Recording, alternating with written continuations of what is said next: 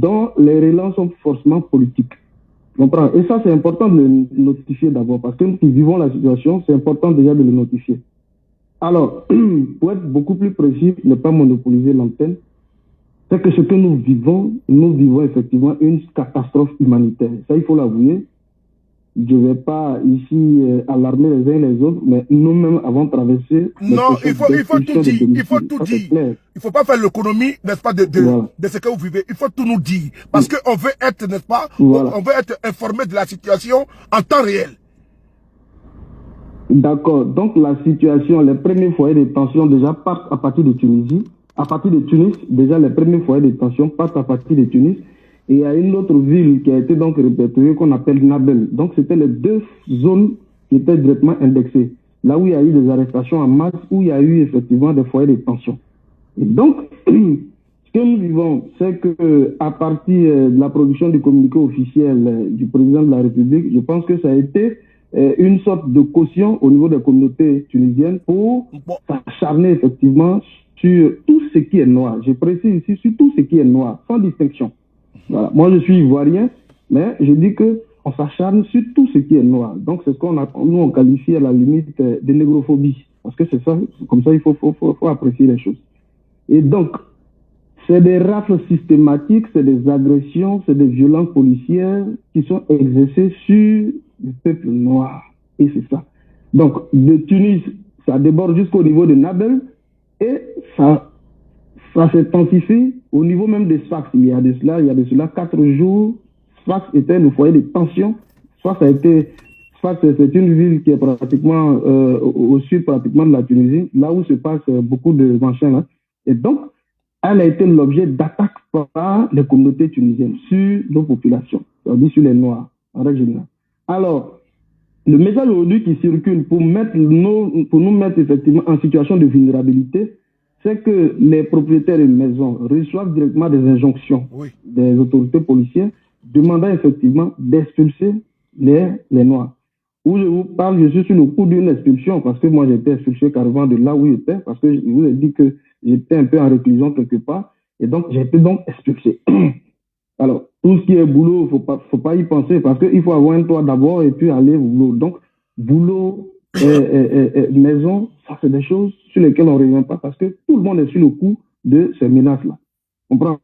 Alors, par la suite, pour nous pousser encore, pour nous maintenir dans cet état de vulnérabilité, des circulaires sont déjà passés dans certains lieux de transport public et en commun où on interdit directement l'accès à ces lieux de transport, que ce soit les bus, les métros et autres, les transports publics comme privés, une interdiction formelle des Noirs. Alors, ça suppose quoi? Nous sommes terrés chez nous, mais nous n'avons pas la possibilité de sortir.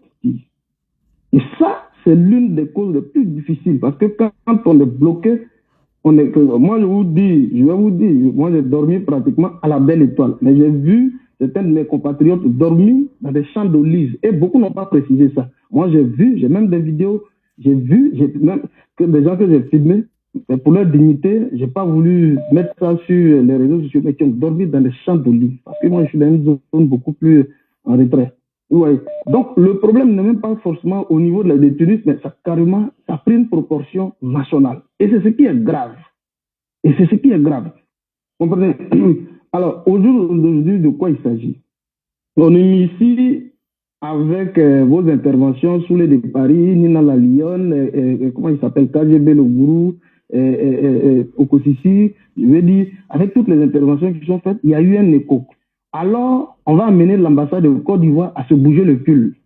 Mais quand ils le font, et ça je vais préciser ici en tant que cyberactiviste, je le dis, je me rappelle bien en 2020, lorsqu'il devait y avoir les élections choses présidentielles, le RDR a mobilisé des moyens, écoutez-moi très bien, le RDR a mobilisé des moyens importants pour assurer effectivement la locomotion de tous les militants, c'est-à-dire le convoyage de tous les militants.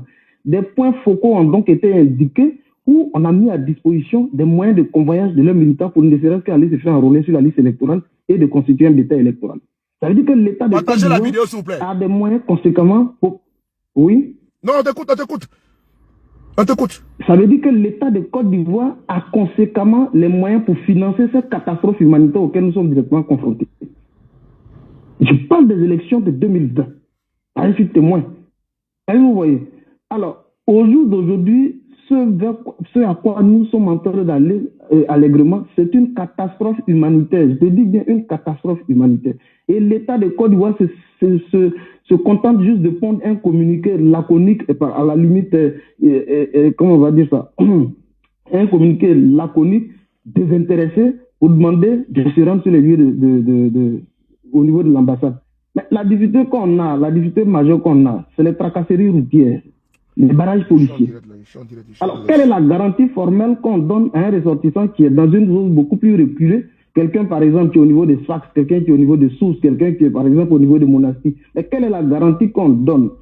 Quelle est donc la communication qui est faite pour rassurer les uns et les autres, c'est-à-dire les autorités policières, pour pouvoir effectivement favoriser la fluidité des Ivoiriens notamment pour se rendre dans les différents lieux d'ambassade?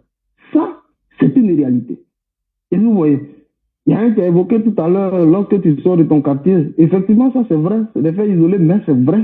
Au jour d'aujourd'hui, on est vu d'un mauvais œil parce que lorsque tu sors, tu peux être directement pris à partie. Et ça se fait récurremment. Ouais. La zone où je suis, pratiquement pour des questions de sécurité, je ne vais pas indiquer précisément la zone, mais la zone où je suis, on a été l'objet d'attaques, d'attaques comme ça sporadiques.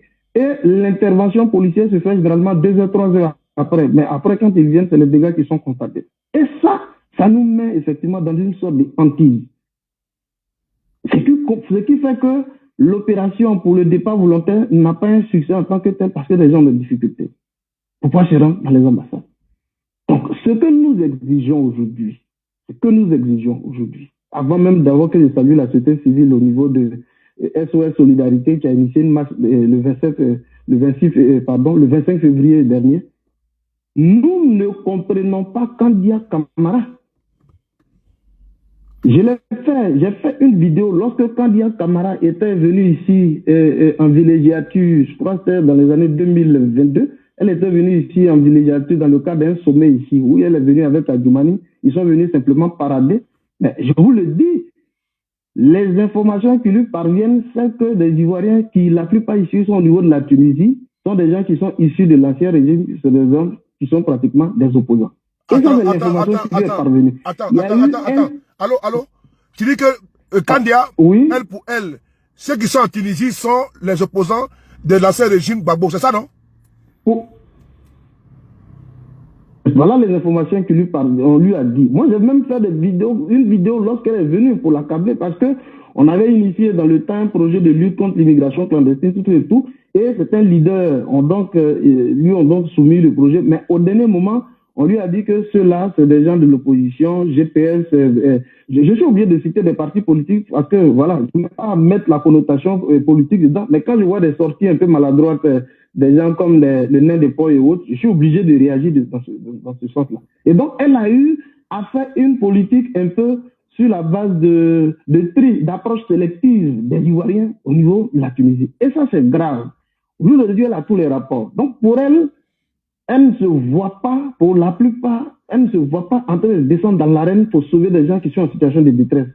Surtout qu'elle allait pour ratifier le protocole de l'ONU portant abrogation du statut des réfugiés politiques, des réfugiés en règle générale en Tunisie. Et moi-même, je suis demandeur d'asile, mais au jour d'aujourd'hui, on est frappé dans une sorte de forclusion. Et donc, ça nous met dans une sorte d'irrégularité. Voilà. Par le passé, on avait la possibilité, même quand on est en situation avec les policiers, c'est le seul document qu'on pouvait brandir pour se sortir généralement d'affaires. Au jour d'aujourd'hui, avec cette mesure de Kandia Camara, ça nous met dans une sorte donc de forclusion et donc on est dans une situation d'irrégularité. Alors, face à un agent de police, vous voyez que vous êtes vulnérable et voilà.